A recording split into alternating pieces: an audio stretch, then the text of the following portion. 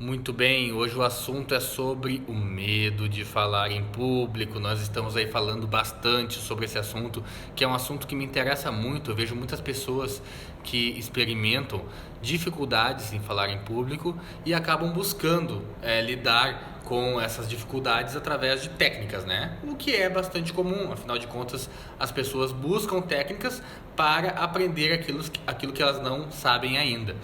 E eu percebo muito, cada vez mais agora, nesse novo mundo aí, onde as pessoas estão cada vez mais conectadas, estão cada vez mais online, eu percebo que tem muito essa coisa, né, de daqui a pouco você buscar um curso para aprender técnicas de oratória, técnicas de se apresentar, para poder melhorar, né, a tua capacidade de apresentação, de persuasão, de influência dentro de um processo de comunicação. Eu percebo muito que isso é uma das coisas que ajuda, mas ajuda mais aquelas pessoas que de fato precisam refinar uma parte técnica, né, daquilo que elas estão trabalhando, né? Ao passo de que a maioria das pessoas, e aí que eu quero entrar, porque o medo de falar em público, ele é um dos maiores medos dos seres humanos, um dos medos mais comuns que as pessoas experimentam. E claro, né? Por que é tão comum? Porque todos nós acabamos de alguma forma se expressando, falando em público para outras pessoas, o que para mim já é algo muito nobre, né? As pessoas se expressarem, as pessoas se comunicarem é algo de fato extremamente nobre, né? É um ser humano expressando aquilo que tem na mente dele, na cabeça dele. Só que muitas dessas pessoas acabam buscando técnicas, né, para melhorar sua comunicação.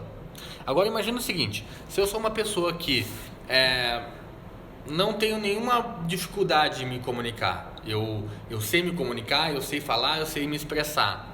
Claro que é possível que eu aprendendo algumas técnicas de oratória, por exemplo, eu possa melhorar aquilo que eu já faço bem. Claro que sim. Agora imagina o seguinte: você de repente tem medo, simplesmente tem medo de se expressar, se sente desconfortável, sente nervosismo, sente medo na hora de você se expressar. Se você é uma dessas pessoas que experimenta esse tipo de medo, esse tipo de situação, técnicas de oratória não vão te ajudar a falar em público. Não vão te ajudar a falar em público porque não adianta você treinar técnicas, não adianta você treinar ferramentas, não. Você precisa trabalhar a parte emocional que tem aqui dentro. Você precisa trabalhar, por exemplo, a tua confiança, a tua autoestima, a imagem que você cria de você mesmo. Já pensou nisso? Eu ontem atendi um homem que grava, ele é profissional, ele tá no Instagram, ele tá postando cada vez mais vídeos, cada vez mais fotos, cada vez mais situações dele, e daqui a pouco ele me diz assim, ele busca a minha ajuda porque ele percebe que ele grava os vídeos, ele posta os vídeos e logo em seguida o que ele faz?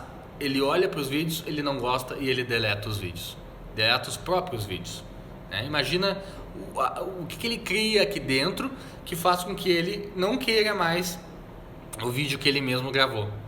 E aí ele me revelou a estratégia dele dentro desse atendimento de ontem.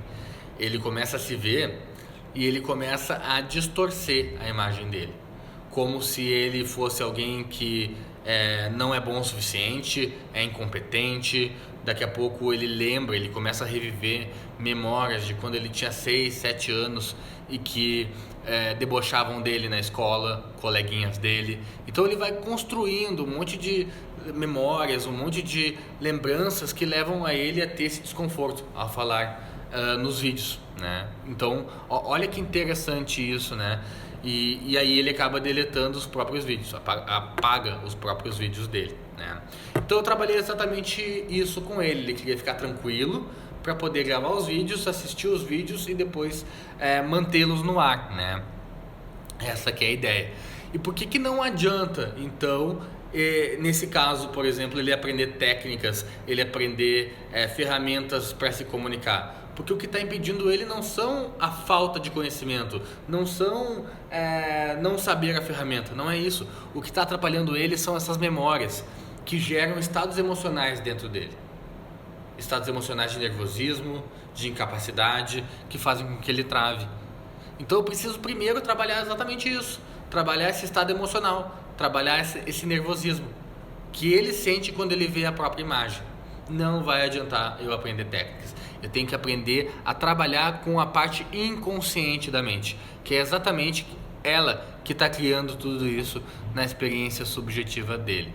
Então, primeira dica que eu quero dar aqui é: aprender técnicas é legal? Claro que sim, mas isso não é o que vai mudar o teu resultado. O que vai mudar o teu resultado é você aprender a trabalhar com essa parte inconsciente da mente, a trabalhar questões emocionais que estão te limitando hoje e principalmente construir uma nova identidade de alguém que vai se expressar com confiança, com segurança, com tranquilidade, de forma que você consiga passar aquilo que você quer passar para as outras pessoas, né?